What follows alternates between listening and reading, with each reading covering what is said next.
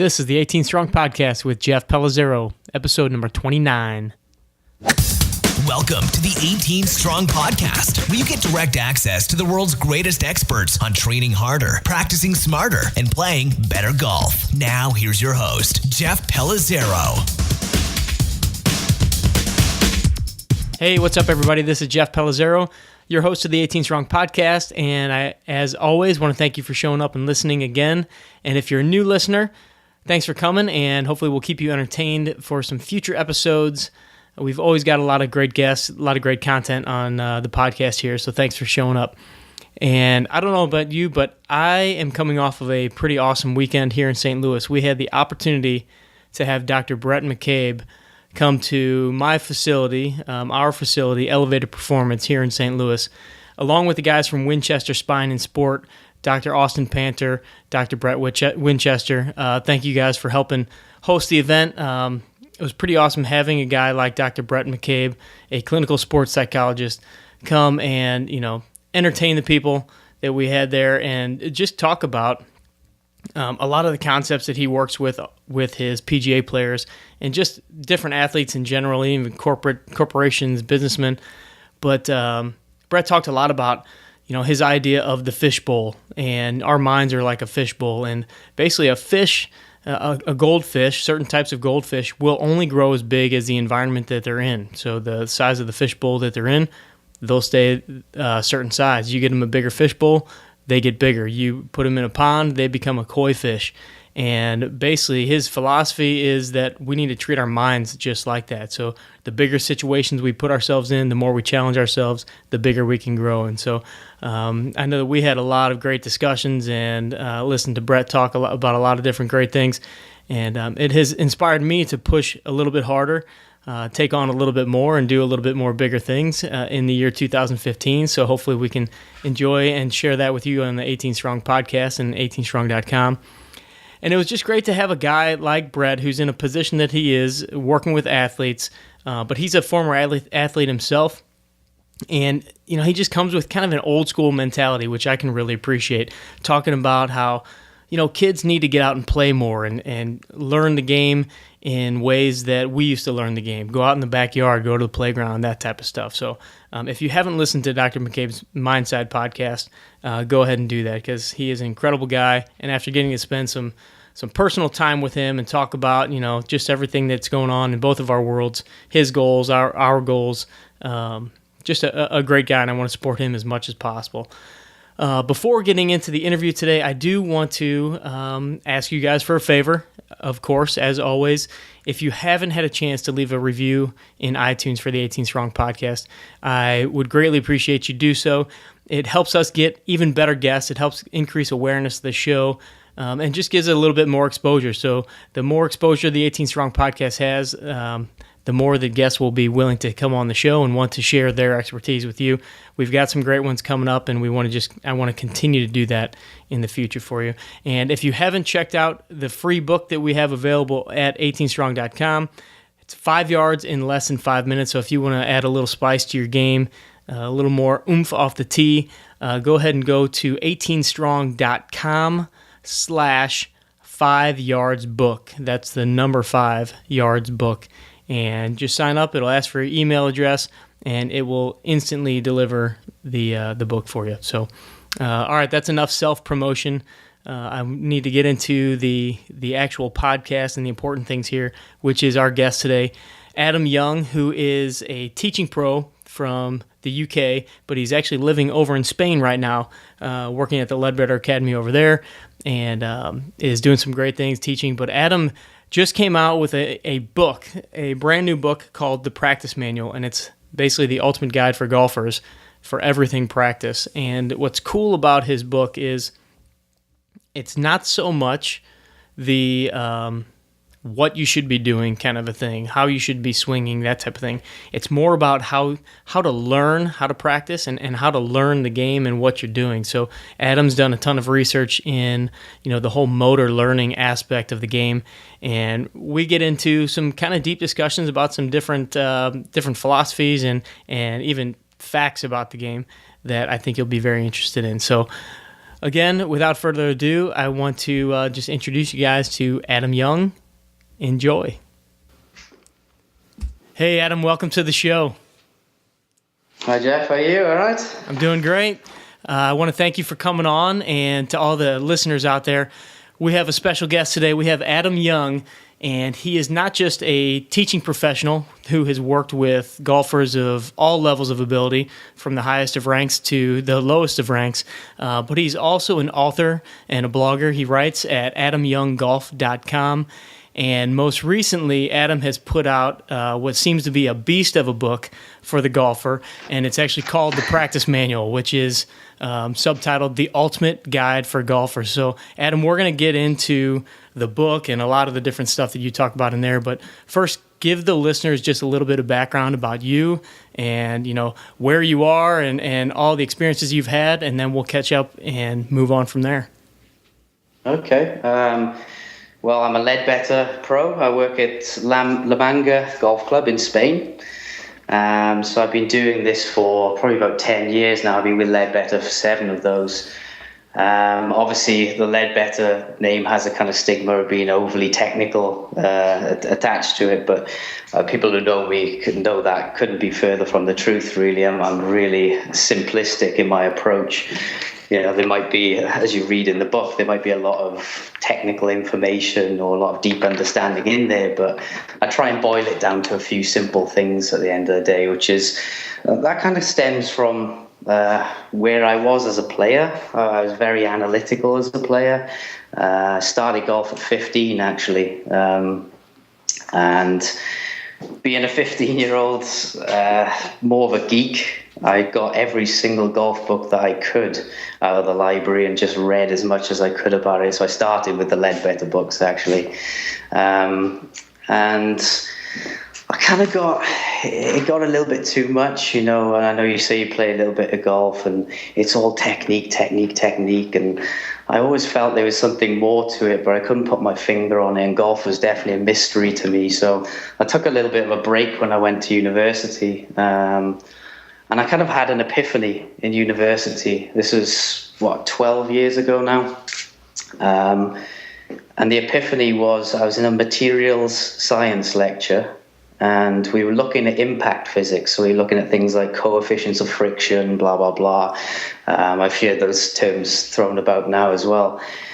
And it was basically studying impact laws, which, TrackMan has popularized now. But that was really an epiphany for me to say, wait there, this is all that matters in the swing is impact. And that was really freeing for me. So I went off and then I started my first teaching at the Cranfield Golf Academy, which is probably the best place for me to start because it was completely contradictory to my own ideas, which, I think most people find that. Theirs was all the mind-body connection. So it's about how the mind moves the body and what thought process can contribute to the golf swing itself.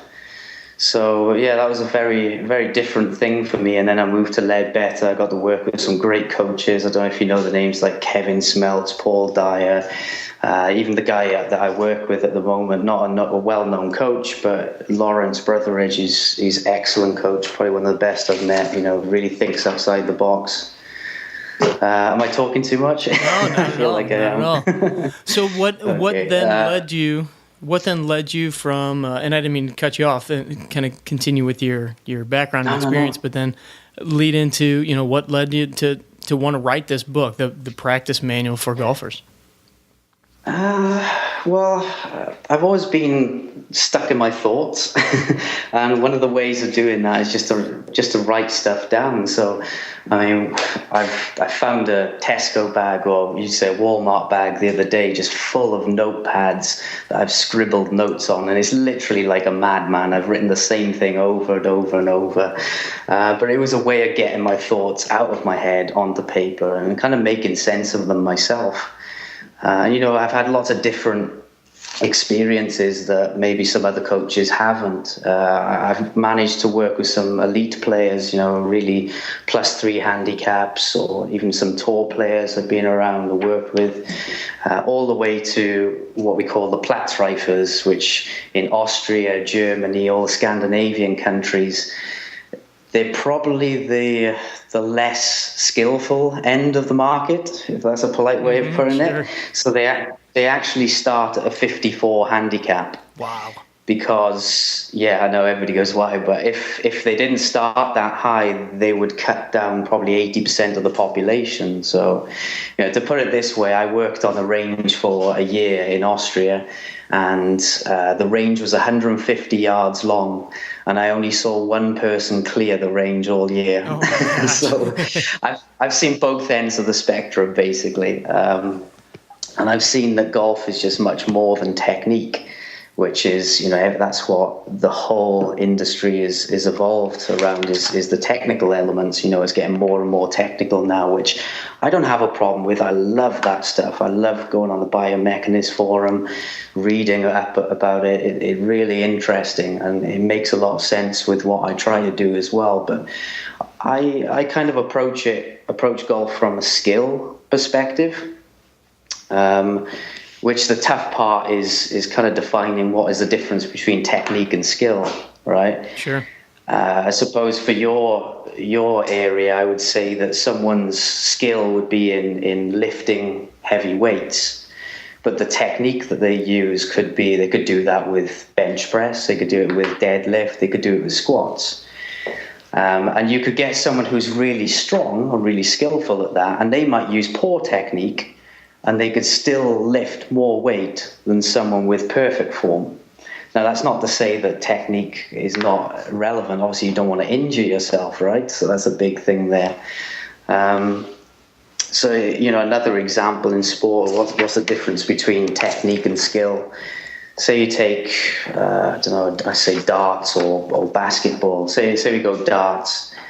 The skill is in getting the dart into the bullseye. But a darts player could use multiple different techniques to do that. Mm-hmm. Do you guys have darts over there? You do, don't you? Absolutely. Yeah. Okay. I remember trolling the bars at America, and I saw some dartboards there. So.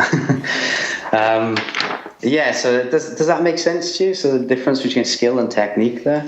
Yeah, it sure does. And I think it's a great example with the lifting, working out in the gym and things like that, because there definitely are guys who can squat a ton of weight that, you'd go in and you'd say, well, his form's not very good.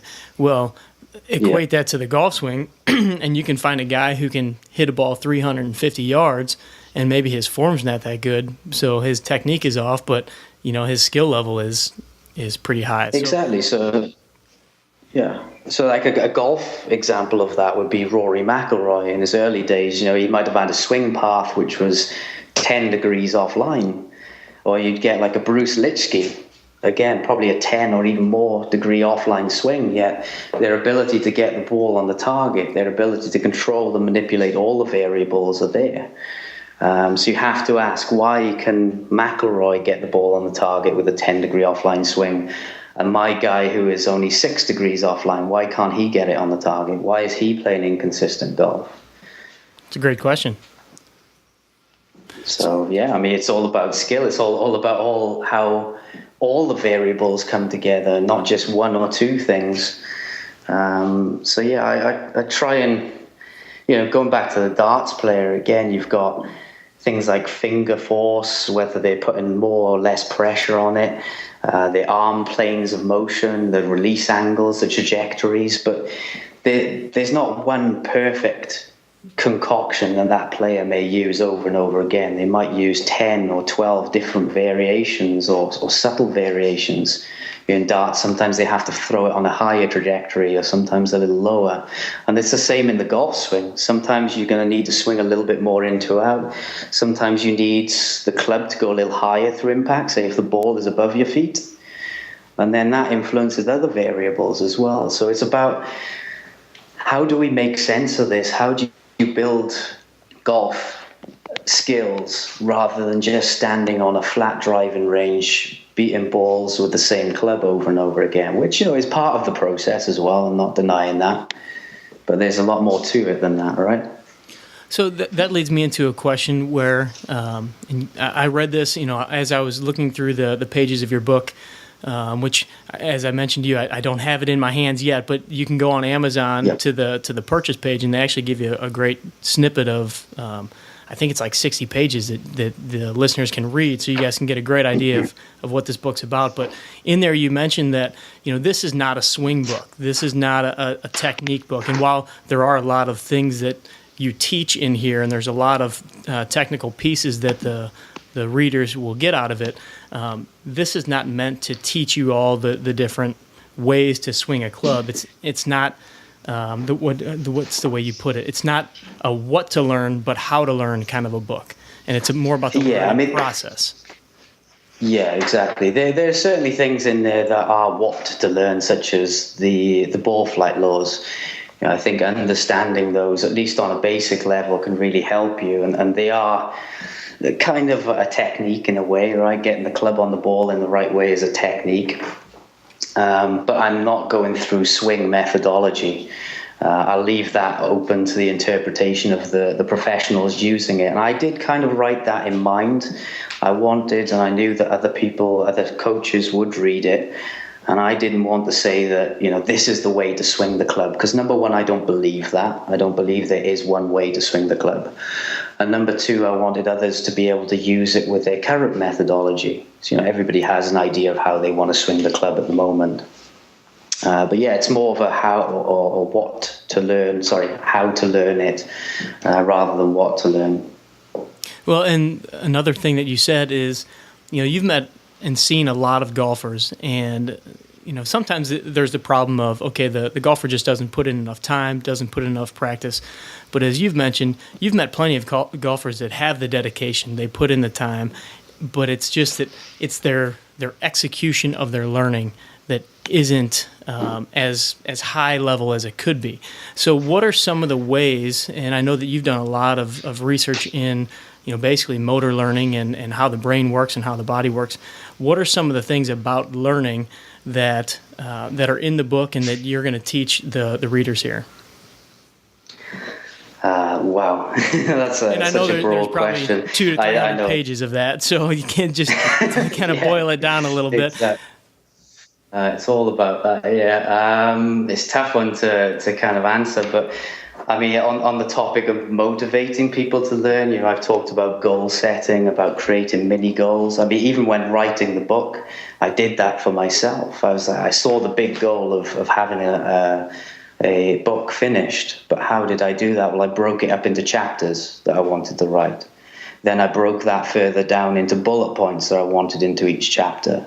And then I kind of filled that out, and just like in weight training, right? You add on a little bit of weight each week. It doesn't seem a lot, but over the course of a year, you're now lifting a huge amount, or you packed on a lot of muscle. So, I mean, taking that analogy again of the weightlifting, I'm not big, unfortunately. I'd love to do what you do and be like Arnold Schwarzenegger, but unfortunately my gym successes don't really work out like that. But I've definitely done a lot of gym work in an attempt to get there. And I've taken ideas such as progressive resistance, and I've turned that into golf as well. So how do you set tasks that are easier at the start, and they gradually get more difficult as the skill level progresses, in order to kind of balance out the confidence and expectations of the player as well as pushing them.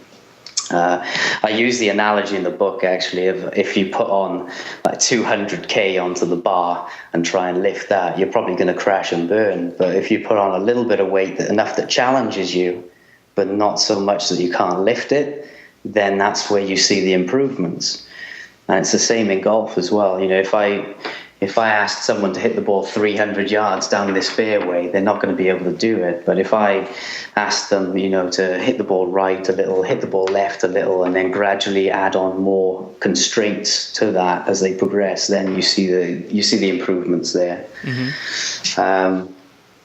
Probably again something you might use in your training, physical training, differential and variable practice. So it could be doing doing skills, but in different ways to normal. So, I'm sure that the squat will have an influence on the deadlift and vice versa, right? Sure. You're not going to get really, really powerful at squatting and it not improve your deadlift at all.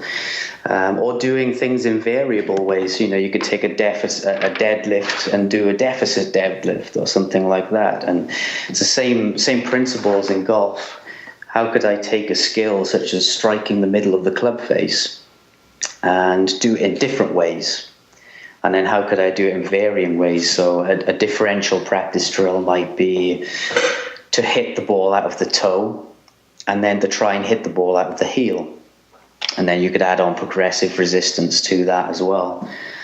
A variable practice drill might be to try and hit the center of the face, but do it from different starting positions. So you might set up from the toe, swing back and try and hit the center, or vice versa. A good player is able to do these because players are not robots. Everybody thinks that one technique is going to work for them, but they've got to be able to coordinate these things rather than just stand there and be a swing robot. Exactly. And kind of along those same lines, I mean, there have been instances where, we've got a little hitting area in our gym, and, on the mat, in mid swing, I might even see the ball like trickle a little bit, or it's laying weird on the turf or something, and it rolls. Yeah. And I hit it, and I still hit it pretty well, and I'll think to myself, well, wait a second, that's not supposed to work like that. If I'm swinging on the same path and all that stuff, but that goes to a lot of that motor learning and the quick adjustments that our body and our brain can make. Yeah, definitely. I mean, that goes on to a really complicated topic called the uncontrolled manifold hypothesis of movement, which it sounds really, really complicated, but it's not. It's about how our brain, as long as you give it the end goal, it can find its way to that, and it can organize many different combinations to it. So I use the exact analogy of putting a fork into your mouth. So there's not one way that you can put a fork into your mouth. The goal is always the same: get that food in my mouth. But you could use many different combinations of elbow flex, wrist flex, shoulder movement, and still achieve the same goal. And we see that in the golf swing as well. We see subtle variations. Maybe people settle on an energy efficient way of doing it. They settle on one way of putting a fork into their mouth or hitting a golf ball, but there are always going to be variations in it. Sometimes even with the weight of a club head, it changes from club to club, and the distance you stand from the ball, they all make a difference into how much force you need to apply to the golf club. I know, Brian Manzella talks a lot about forces and torques and things like that. Well, with club heads moving different speeds on different angles, you're going to have to apply different forces to every single different club, and every swing will be different as well. So it's how do you coordinate all of those together? And the brain is very good at doing that if it has the end goal in its mind. Yeah, it's almost like the swing is way more complicated than we think it is, but also yes, it's much simpler than we make it as well. And kind of, dueling thoughts there, but our brains and our bodies have so much going on and adjust so quickly to the different things that are going on. But again, our bodies are so well at doing that I think that our mental consciousness, we complicate it much more than it needs to be at times. Yeah, definitely. And, with all the research that's coming out now, it's great. It's literally just the tip of the iceberg, I can tell you that, because there's going to be far more. It's going to get endlessly complicated. It's going to, we'll see that, okay, we're seeing a bigger and bigger and bigger picture.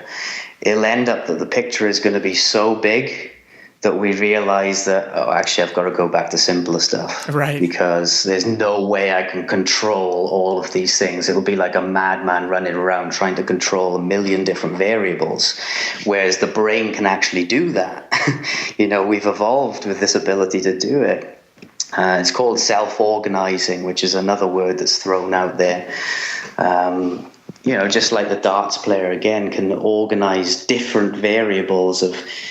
when I'm playing darts, sometimes I might go to throw it and I feel it slip out of my hands. Just as I'm about to throw it, I might feel the dart slip.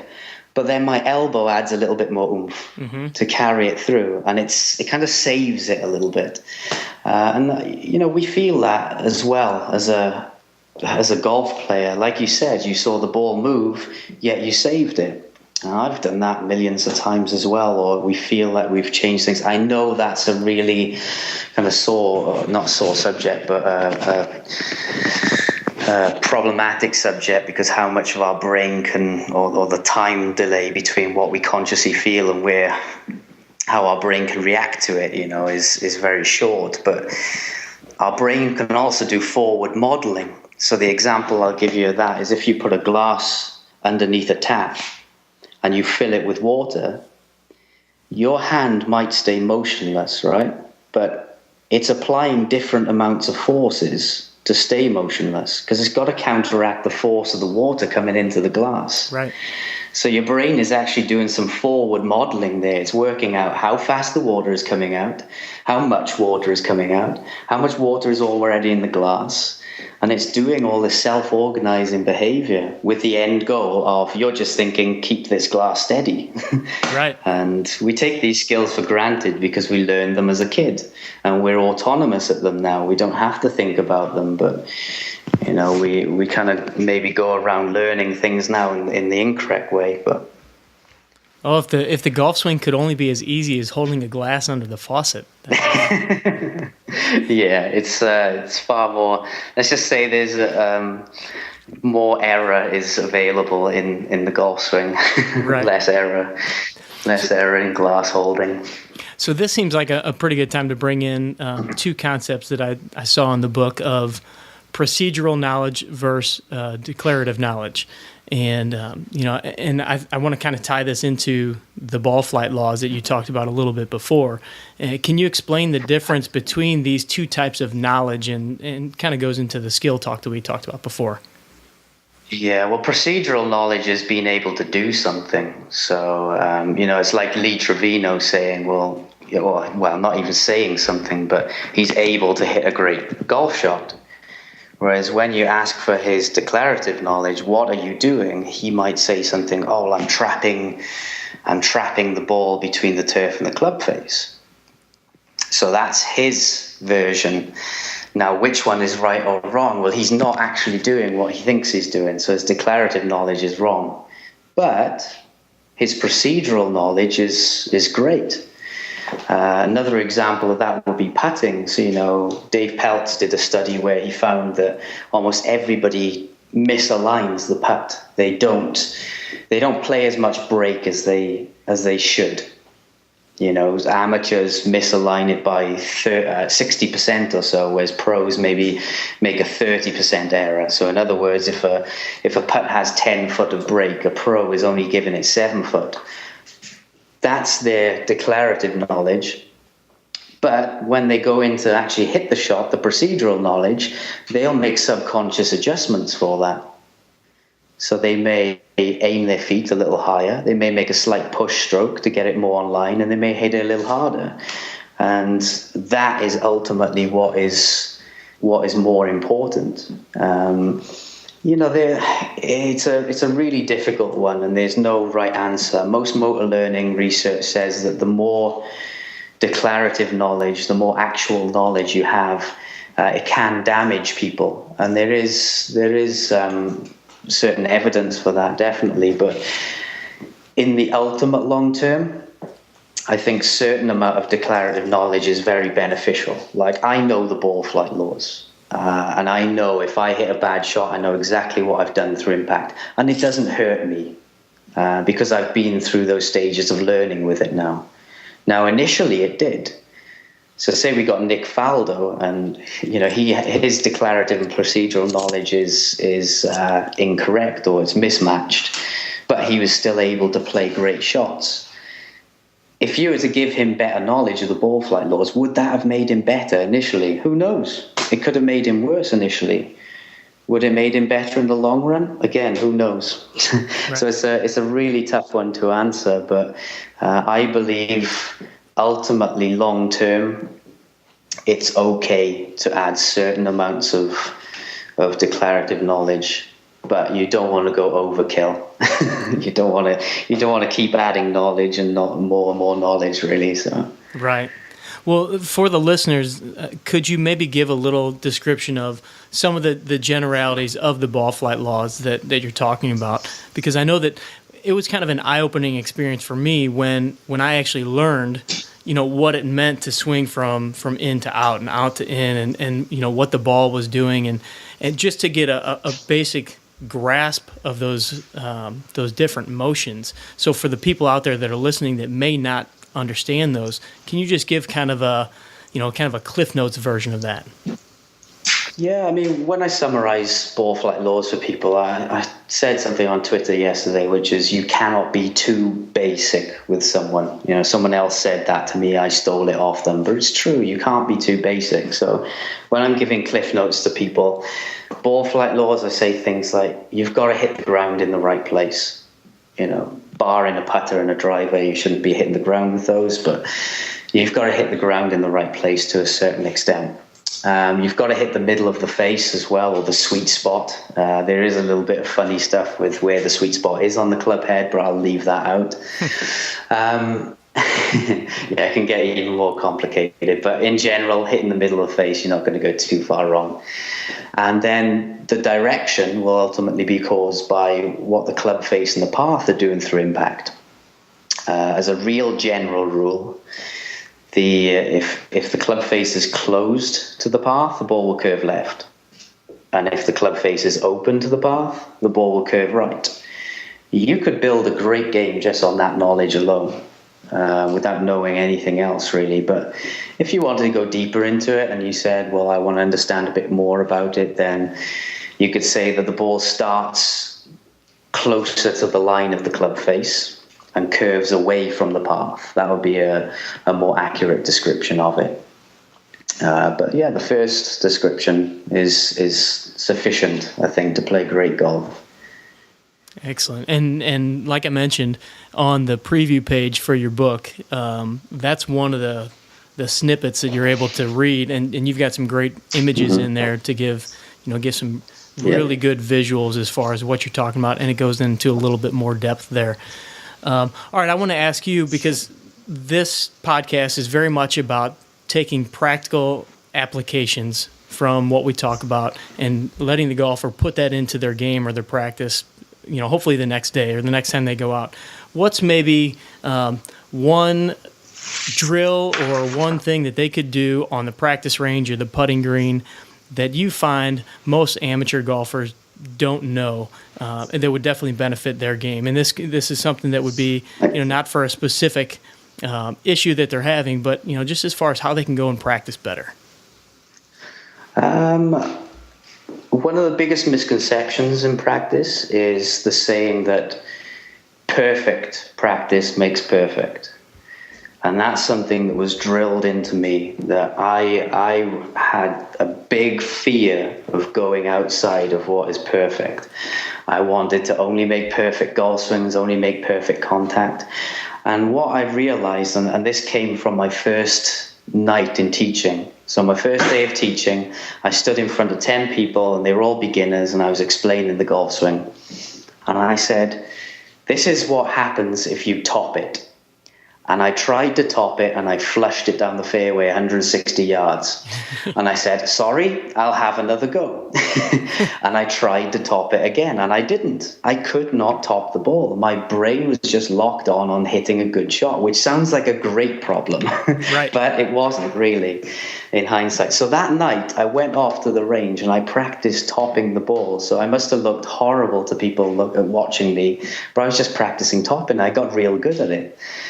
And then within about a week of doing that, it was like I could see the golf matrix. I say, I could feel the difference between 2 millimeters of height, and then I saw things like I saw Tiger Woods hitting these trick shots. I saw a clinic of him hitting 40-yard slices, 50-yard hooks, high shots, low shots. And I thought, this guy practices messing around too. There's a video on YouTube of Rory McIlroy topping a ball, clean off the tee, full swing, 120 mile an hour, and he tops it. And he's doing it intentionally. And actually, to hit that shot that he hits, you have to control that club by about a millimeter. It's incredible precision. So the one thing that I would say is don't be frightened of making mistakes in practice. Don't be frightened of intentionally trying to make mistakes, because there's a lot of motor research out there that says that differential learning or encouraging certain mistakes can actually help you to unlock certain things, and it can help you to see this golf matrix that I talk about. So how could you put that into practicality? Well, I did a little study, which was I got two groups of players. This was done last year. Two groups of players. One group I asked to try and hit the middle of the face over and over again. That was their only goal for 5 days. And I asked another group to try and hit the toe and the heel alternately. And at the end of the 5 days, the group who were hitting the toe and the heel were better at hitting the center than the ones who were hitting the center, which sounds completely paradoxical. You'd think that you get what you practice, right? Yeah. You think the guys who are practicing the center all the time would be better at the center, but they weren't. They were not retaining any of the information, whereas the guys who were hitting toe and the heel, they improved much more. Now, both groups got better. They did get better, but the ones who were doing the differential practice or practicing the wrong things, they were able to do the right thing much better. And, anecdotally, when I asked them, what you're feeling, all of them said, well, I can feel the difference. I can change it. They had editing capabilities for their swing. I think Brandel Chambly would say that. I think that's a great study that you did.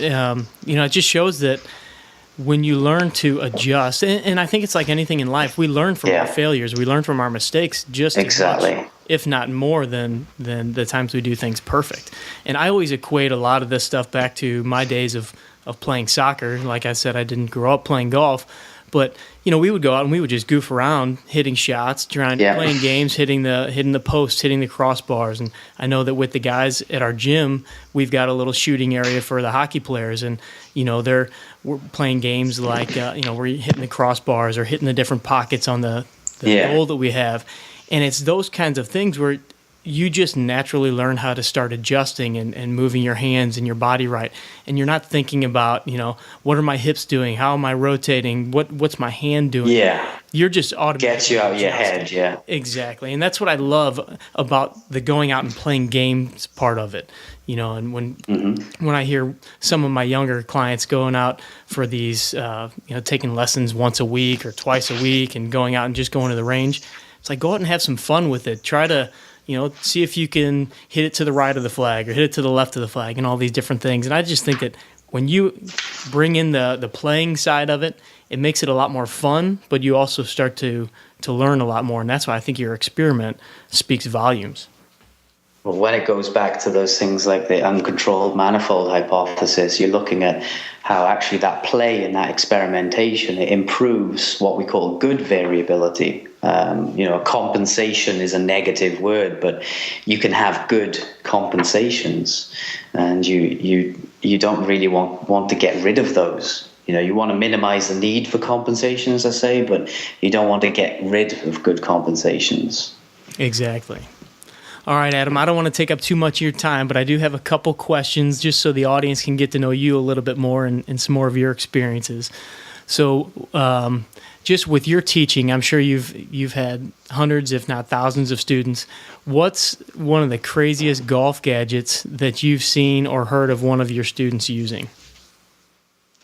Craziest golf gadgets. Oh my God! I don't want to say anything that could lose a company lots of money. I've seen someone at the moment. There was a robotic. No, I don't even want to say the word really. The craziest golf gadgets. I've seen a 72-degree wedge. That was pretty impressive. Really? And I actually had to go with it. Yeah, and although it almost hit my face, it was really interesting to make a full swing and see it go only 10 yards. All right, so I'm sure you've played tons of rounds of golf. What's one of the most frustrating moments that you've had on the golf course? Oh, all of it. Well, you know what we say, we learn from our failures, right? And yeah, I suppose one of the things that springs to mind, I usually tell this story to my clients anyway, was I remember a county event that I played, and I stood on the first tee, brand new driver in the hand. I just got rid of the cellophane on it. On the tee, Adam Young stood up. First one left out of bounds. I'm like, oh no, disaster.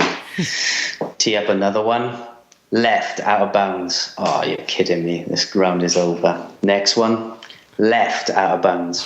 So I end up taking 11 up that hole. But although it's frustrating, after that, what do you think, right? You go, well, the round's over. I might as well relax. I might as well enjoy it. And I ended up finished second in the tournament. I played unbelievable everybody else seemed to crumble because of the rain and all that. So I finished good. And it just taught me two really important things. Number one, the first tee shot doesn't matter as much as you think. So it's really opened me up to being free on the first tee. And number two, you just never know what's going to happen in a round of golf. You could always come back from the worst possible thing. So yeah, those are some of the frustrations I see with most people. But then they tend to spiral down into worse depths normally. Right. And then what is one of the most memorable golf experiences you've ever had? Most memorable, that one. I was thinking that would probably be an answer. Memorable. I'm not known for going low at all. I'm very protective. I'm the type of guy who'll have 3 aces in his hand in poker and fold it. I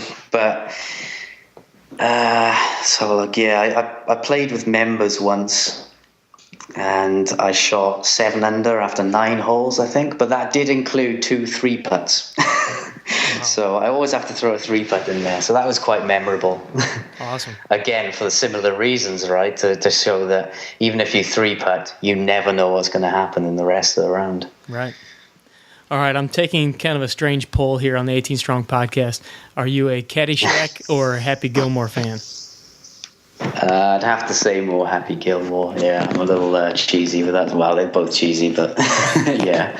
All right. A little Happy Gilmore. And then aside from the practice manual, is there a book that you would recommend to the listeners of the audience to either improve their game or just their mental outlook on the game?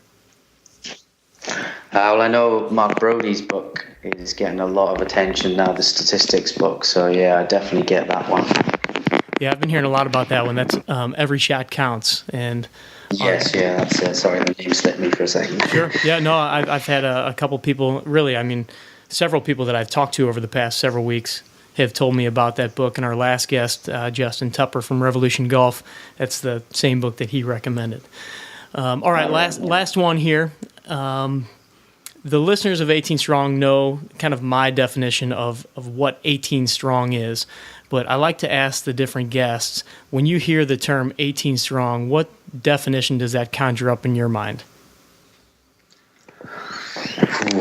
Really, I think working on lots of different areas of the game rather than one. I mean, that'd be pretty cool to get 18 different areas that you could work on as well. Like the skill elements, the concept elements, the technical, the physical. Yeah, that would be my definition of it. 18 strong areas of your game or more. Excellent. And then do you have any last pieces of advice for the 18 Strong audience? Just practice more like you play and play more like you practice. Sorry, just pulled that one out. I love it. And then where can they find out more about you, follow you on the social media, and where can they find the book? It's on Twitter. I'm just getting into Twitter right now, so it's at Adam Young Golf. And my blog, which I'm going to relaunch in a moment, probably about a month's time or so, is www.adamyounggolf.com. Excellent. And I'll have everything linked up on the website on your show notes page. So there will be links to the book. There will be links to your Twitter, your Facebook, all that good stuff. So they can definitely find out more about you and find out more about the book and hopefully order a few of them. Okay. Well, awesome. Adam, all right, thank you. Thanks for coming on, man. I really appreciate your time, and we'll be catching up with you soon. Okay, thank you, Jeff. All right. I hope you guys enjoyed that interview with Adam. I know we covered a lot in that episode, so go to Amazon, purchase your practice manual, and you can dig into all those topics that we talked about and all the different philosophies and terms and everything that Adam was describing in there, because it goes into so much more depth in the parts of the book, the small parts that I've read. And hopefully, as I get my copy, I will be able to dig in much more and learn how to practice much better myself. As you guys know, you can get all the show notes on the 18strong.com website. Just go to 18strong.com and you can search for Adam Young, or go to 18strong.com/Adam-Young, and you'll find all of his stuff there. So once again, I appreciate all of you guys tuning in, listening to the 18 Strong podcast, and we will catch up with you soon with many more great guests coming up.